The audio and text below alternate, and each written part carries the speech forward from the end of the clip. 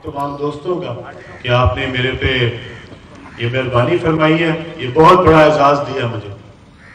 MP election लड़ना इतना एजाज़ नहीं है जितना रज़ा खान की सीट पे इलेक्शन लड़ना है। और मैं इंशाल्लाह कोशिश करूंगा कि इस इलाके के लिए, इस इलाके की बेहतरी के लिए अपना तमाम जितना भी असर और रसूख है उसको इस्तेमाल करूं और इस इलाके की महरूमियों को हम दूर करें। इस इलाके में जो लोग तकलीफ से गुजर रहे हैं उनकी तकालीफ को हम दूर करें। और इंशाल्लाह मैं जिस काबिल भी हुआ, जहां भी हुआ, जिस ओहदे पे भी हुआ, 209 को, 210 को और 147 को इंशाल्लाह ताला मैं नहीं भूलूंगा। आपकी मोहब्बत को भी नहीं भूलूंगा और इंशाल्लाह कोशिश करूंगा कि इस इलाके के लिए हम एक बेहतरीन जो डेवलपमेंट पैकेज है वो लेके आए और इस इलाके में जो कमी है, अस्पताल की कमी है, स्कूलों की कमी है, कॉलेज की कमी है, जो अंदर की सड़कें हैं उनकी बेहतरी की है, सीवर के निज़ाम की है, पीने के साफ पानी की है, इसको इंशाल्लाह ताला हम दूर करेंगे। और मैं यहाँ पे फर्दन सारे दोस्त जो आज तशरीफ़ लाए हैं, आप सबकी मोहब्बत का शुक्रिया अदा करता हूँ।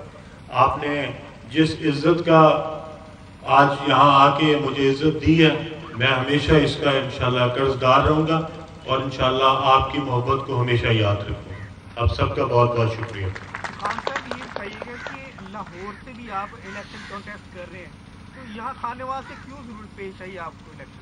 जी, मैंने आपको जिस तरह बताया कि खानेवाल में मैं सिर्फ और सिर्फ अयाज खान की मोहब्बत में ही आया हूँ और मैं अयाज और हम रज़ा खान जो हैं, हम इकट्ठे लाहौर में हमसाए भी हैं और मेरा उनसे बहुत मोहब्बत का, इज़्ज़त का ताल्लुक़ था। और अयाज ने जब ये समझा कि यहाँ खानेवाल के लिए उसको अपने किसी बड़े भाई की ज़रूरत है तो उसने मेरा इंतखाब किया और मैं बहुत मशकूर हूँ। और इंशाल्लाह खानेवाल के लोगों को, वैसे मैं आपको एक बात बता दूँ, खानेवाल के साथ मियाँ चन्नू है, मेरी वालदा का ताल्लुक़ मियाँ चन्नू से था। तो ये इलाका जो है ये मेरे लिए इसलिए भी मोहतरम है कि मेरी माँ का ताल्लुक़ जो है वो इस इलाके से था। सर, ताहिर नसीम, जियो न्यूज़ से। मेरा आपसे सवाल ये है कि मौजूदा इलेक्शन के बाद आप क्या समझते हैं कि कोई मुस्तहकम हुकूमत बन सकेगी? पाकिस्तान को इस वक्त सबसे ज़्यादा अगर किसी चीज़ की ज़रूरत है तो वो मुस्तहकम हुकूमत की है। और पाकिस्तान का इस वक्त सिर्फ अलमिया ही एक है, पाकिस्तान के पास बहुत पोटेंशियल है, पाकिस्तानी कौम के अंदर बहुत पोटेंशियल है। सिर्फ और सिर्फ एक मुस्तहकम हुकूमत का होना और एक ऐसा सिस्टम जिसको लोग समझ सकें कि हाँ ये अब सिस्टम और ये हुकूमत अगले 5 साल के लिए मुसलसल चलेगी, वो बहुत ज़रूरी है। और मुझे पूरी उम्मीद है कि इंशाल्लाह इस इलेक्शन के बाद जो है वो हम इंशाल्लाह पाकिस्तान में हुकूमत बनेगी जो अगले 5 साल के लिए अपना एक प्लान लेगी। सदर और PT 209 से भी आप हैं, तो क्या 8 फरवरी को सरप्राइज देने जा रही है इस्तेकाम पाकिस्तान पार्टी? जी, हमने तकरीबन 50 के करीब कैंडिडेट इस वक्त हमारा इलेक्शन लड़ रहे हैं, जो सूबाई असम्बली में भी हैं और कौमी असम्बली में हैं। ये मैं आपको पंजाब की बात बता रहा हूँ। इसी तरह हमारे सिंध में भी कैंडिडेट्स हैं जो कि इलेक्शन लड़ रहे हैं। मैं उम्मीद करता हूँ कि इंशाल्लाह ताला इसमें बहुत बड़ी तादाद में हमारे MPAs और MLAs इंशाल्लाह मुंतखब होंगे और हम आइंदा आने वाली हुकूमत में एक कलीदी किरदार अदा करेंगे। 24 न्यूज़ से सर तय कि आपकी सीट पर ये बात सामने आ रही थी कि यहाँ पर सीट एडजस्टमेंट होगी मुस्लिम लीग नून के साथ, तो क्या वजह हो सकी कि आपके हल्के में सीट एडजस्टमेंट नहीं हो सकी? हमारी बहुत सारी जगहों पे मुस्लिम लीग नून के साथ सीट एडजस्टमेंट नहीं हुई और ये सीट भी उसी में शामिल है। लेकिन हम अपनी पार्टी के बिहाफ पे जहाँ पे हम सीट एडजस्टमेंट भी कर रहे हैं वहाँ पे भी हम अपनी पार्टी के सिंबल पे जो कि उकाब का निशान है, हम उसके ऊपर इलेक्शन लड़ रहे हैं और यहाँ पे भी हम उसी के ऊपर लड़ रहे हैं। अच्छा खान साहब, ये ज़राअत का ज़री इलाका है, तो इस्तेहकाम पाकिस्तान पार्टी ज़राअत के लिए क्या अपने मंशूर में और क्या करेगी मुस्तकबिल में यहाँ पर? आपने बहुत अच्छा फरमाया, बड़ा इम्पोर्टेंट क्वेश्चन है कि जो हमारी ज़राअत है वो हमारे लिए रीढ़ की हड्डी है और हम इसका फ़ायदा नहीं उठा सके। जो ज़राअत का पाकिस्तान ज़रूरी मुल्क है, इसका जो फ़ायदा अभी तक हमें होना चाहिए था वो हम नहीं उठा सके। हमारी जो है वो ठीक नहीं हुई।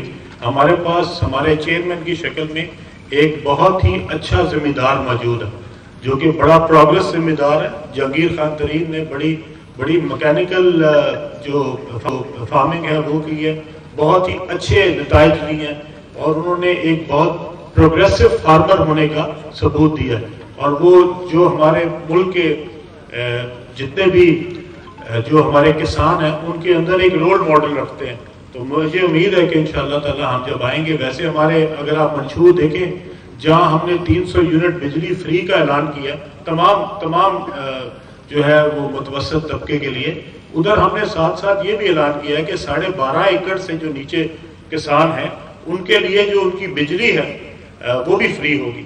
اور اگر یہ کام ہم کرنے میں کامیاب ہوگی، اللہ نے ہمیں اس قابل کیا، تو میرے خیال میں یہ ایک ریولوشنری سٹیپ ہوگا جس سے. اور یہ لوگ مجھے پوچھتے ہیں کہ جی شاید آپ صرف یہ اعلان کر رہے ہیں. میں بھائی اعلان نہیں کر رہا، ہم لوگ کاروباری لوگ ہیں، ہر بات سوچ سمجھ کے آپ کے سامنے کرتے ہیں. ہم نے اس کا پورا ایک جامع پلان بنایا. یہ کہاں سے آئیں گے پیسے، یہ کہاں سے ریلیف دیا جائے گا، یہ 300 یونٹ لوگوں کے فری کیسے کیے جائیں گے، اس میں BISP پروگرام میں سے کتنے پیسے لیے جائیں گے، اس کو مختص کیسے کیا جائے گا. یہ پاکستان کے پاس یہ وسائل ہیں. ہاں اگر ہمارے پاس پلاننگ صحیح ہوتی تو ہم شاید ابھی تک یہ کام کر چکے ہوتے.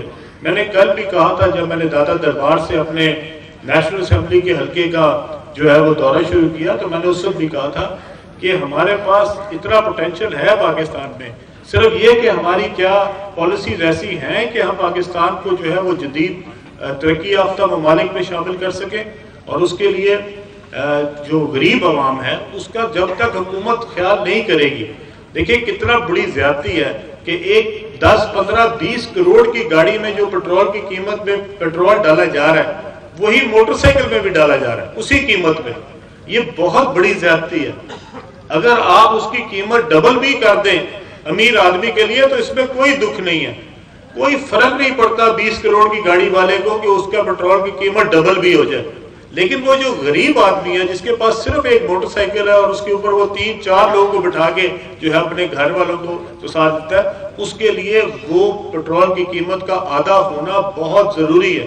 اور اگر ہمیں موقع ملا تو انشاءاللہ تعالی ہم موٹر سائیکل والوں کے لیے پیٹرول کی قیمت آدھی کریں گے 300 یونٹ تک کے لیے. تمام لوگوں کے لیے جو غریب لوگ ہیں 300 یونٹ کسی امیر بندے کا بجلی کا بل نہیں آتا.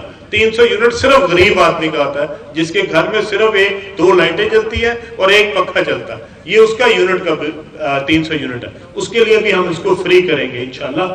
اور ساتھ ساتھ جو آپ کا کسان ہے اس کے لیے بھی ہم 12.5 ایکڑ تک کے کسان کے لیے اپنا بجلی کا بل جو اس کے ٹیوب ویل پہ لگا ہوا ہے اس کو بھی ہم فری کریں گے. خان صاحب 15 روز رہ گئے الیکشن میں، کسی طرح کی کوئی ہلچل نظر آ رہی؟ کیا جب گورنمنٹ بنے گی تب بھی ایڈجسٹمنٹ ہوگی نون لیگ کے ساتھ آپ لوگوں؟ جی بھائی آپ بھی پوچھ رہے ہیں، سوال اکٹھا دیتے ہیں. میں نے عرض کی کہ 15 روز رہ گئے الیکشن میں، کسی طرح کی کوئی ہلچل نہیں نظر آ رہی. پارٹیاں جو ہیں وہ جن کے جلسے تھے وہ ریلیوں پہ آ گئیں، آپ ورکر کنونشن پہ آ گئے، کوئی جلسہ جلوس نہیں. تو الیکشن ہو بھی رہے ہیں یا نہیں؟ آپ بالکل یقین رکھیں الیکشن ہو رہے ہیں اور الیکشن انشاءاللہ تعالیٰ آپ کو پورے گرم جوشی سے ہوتا نظر آئے گا. دیکھیں میرے خیال میں آج کل موسم بھی سرد ہے، اس کی وجہ سے بھی فرق پڑتا ہے. رات کی کیمپین جو ہے وہ ہماری بہت متاثر ہوئی ہے.